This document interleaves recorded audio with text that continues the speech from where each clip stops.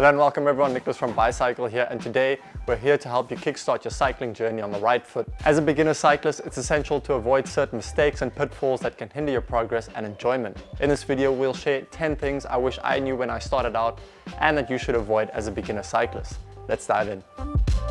First up, always check tire pressure before a ride to ensure an optimal mix between comfort and speed. They are porous and therefore lose air over time. On the go, you can pump up your tires to the recommended tire pressure shown on the tire wall. However, we suggest that you use a dedicated tire pressure calculator such as Silca Pro Tire Pressure Calculator. This is because tire pressure is very dependent on your weight, surface condition, type and width of tire, etc. If you want to be precise about pressure, you can also use a dedicated air checker tool because regular pumps are not always very accurate.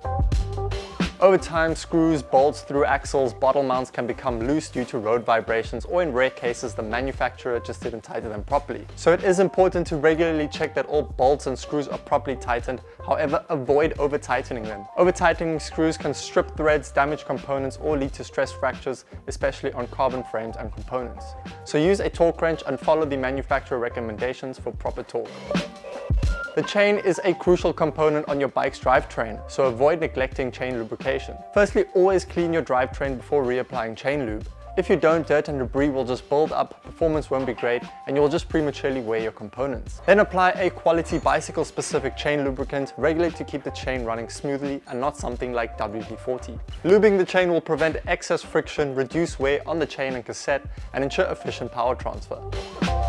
Proper hydration and nutrition are key to maintaining energy and performance during your rides, so avoid neglecting your hydration needs and fueling properly. Always carry a water bottle and replenish fluids regularly. Additionally, consume nutritious snacks or energy gels to sustain your energy levels on longer rides. If longer than 1.5 hours, make sure to consume 40 to 60 grams of carbs per hour. For example, for an endurance ride, this could be a banana and oat bar, but if you're racing or doing high intensity training, then you should make sure to increase carb intake to around 70 to 80 grams. For easier digestion, consume carbs in liquid form, for example, gels or carb drink mix.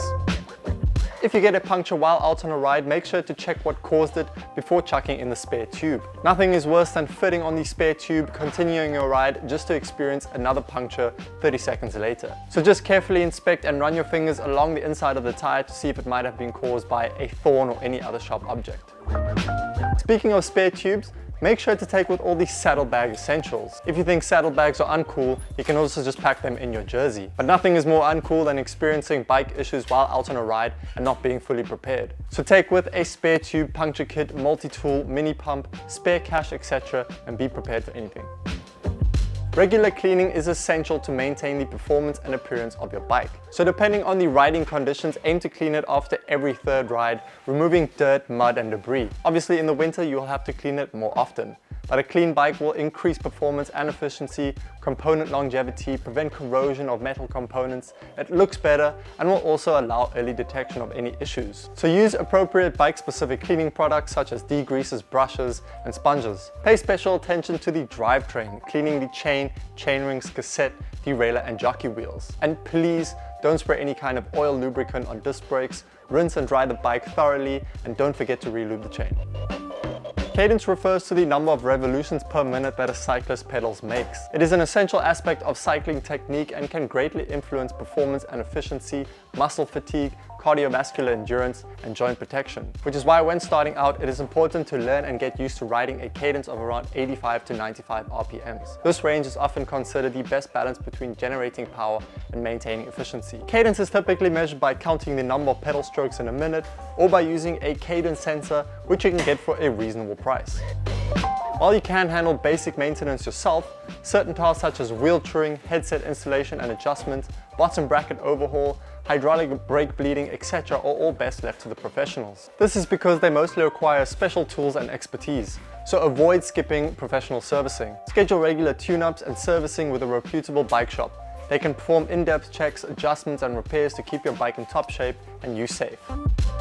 Misusing or overusing gears on your bike can lead to inefficient pedaling, increase wear on drivetrain components, and decrease overall performance. So familiarize yourself with the gear ratios available on your bike. Larger chain rings and smaller cogs provide higher gears for faster riding, while smaller chainrings and larger cogs offer lower gears for easier pedaling. Time your gear shifts correctly, anticipate changes in terrain or your desired riding pace and shift gears accordingly. For example, shift to a higher gear before approaching a downhill or when you want to increase your speed. Also avoid cross-chaining. Cross-chaining occurs when you use extreme gear combinations, such as using the largest chainring with the largest cog or the smallest chainring with the smallest cog. Doing this puts unnecessary strain on the chain, derailleur and chainrings and will lead to excessive wear. Well, there you have it. By following these tips, you'll ensure that your bike stays in great shape and you have a smoother cycling experience. If you have any questions, feel free to leave them down below in the comments. Thank you very much for watching. Don't forget to like and subscribe, and until next time, peace.